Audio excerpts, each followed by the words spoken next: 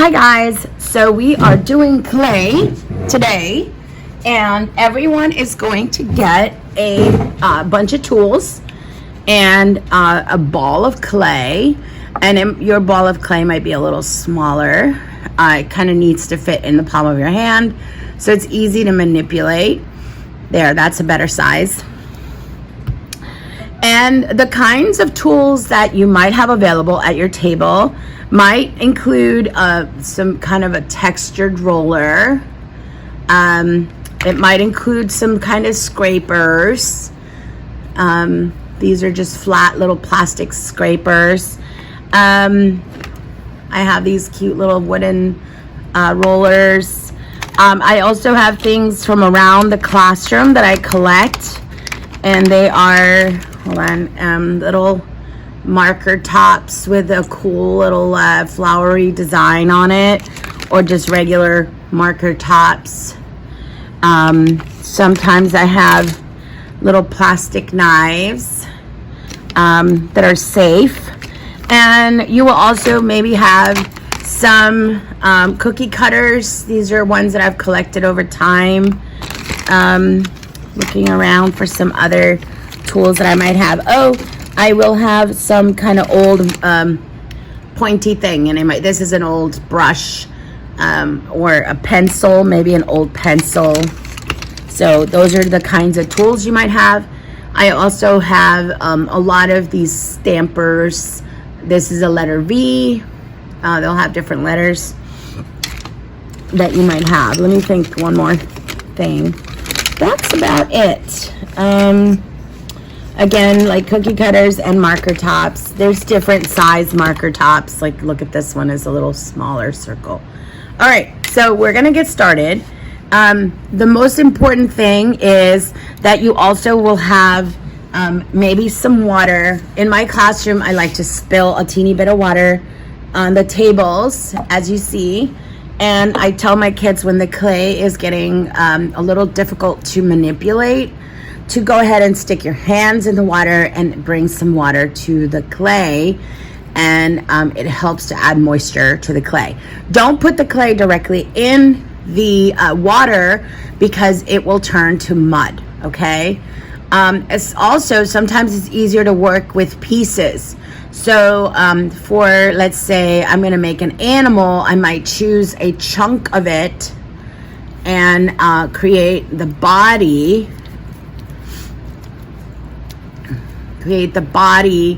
and for the legs, I might pinch out the legs, like pinch pieces of it so that it's parts of the leg, or I might use the other piece to roll out a thin, snaky form, to then cut little pieces off to make the legs. Okay, so you might want to work on it different ways. All right, so this is just an exploration class, and I want you to see all the different things that your tools can make, and it's just a good time to also feel the clay and notice what it feels like when you can work with it, and what it feels like when it's way too muddy, or what it feels like when it doesn't have enough water and it's difficult to manipulate. Okay, and then of course just explore all the different tools in your box. This is a good time to see what the butter knife does. Practice that. Maybe check out what these rollers do to the clay. Look at that really interesting design that it makes on it. It's a good time to try out the scraper and see what it does when you run it across the surface. And these little chalky things, that is also clay, and you can pick it up with your clay, and look, it sticks.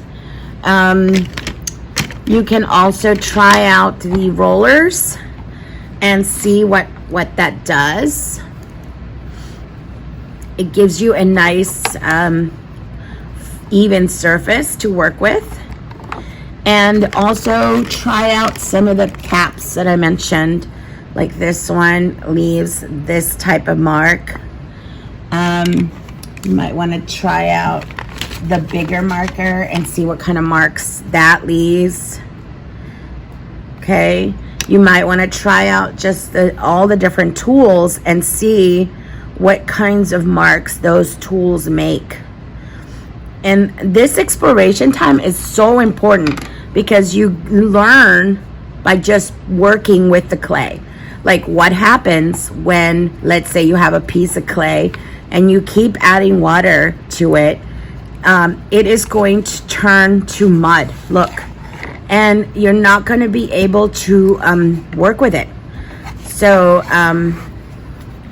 it's very important that you have this exploration time so that you learn how to work with the clay in a way that you will remember. Your body will remember, your hands will remember. It's one thing for your teacher to tell you what happens when you add too much water, and then it's another whole thing when you add too much water and you turn it into mud, and it's no fun, and you will remember much easier because you explored it, you learned it on your own. So this is a really good time to just try out all the tools in your box and just see what you can make. Now for this time period, you're going to create anything you want. You're going to turn to your friend and show it to them when you're done. And then you're going to create something new.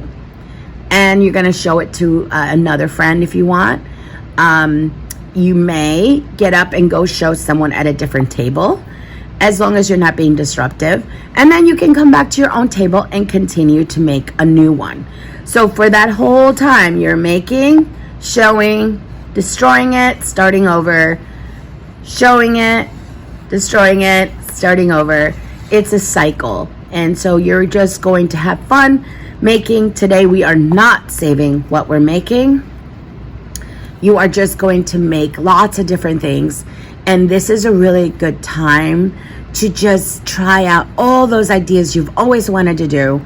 You can make a snake, you can make a snail, you can make a snowman, you can make your letters of the alphabet.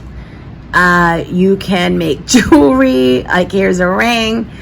You can make a bracelet, whatever you want. This is a great time to just play and see what the clay can do. Have fun. Now, one last thing, when it's cleanup time, it's important that we use our scrapers to make sure to collect all of the excess clay. And remember what I said earlier, the dusty thing on your board is also clay. So I usually scrape and then pick it up with the clay, and look, it sticks automatically.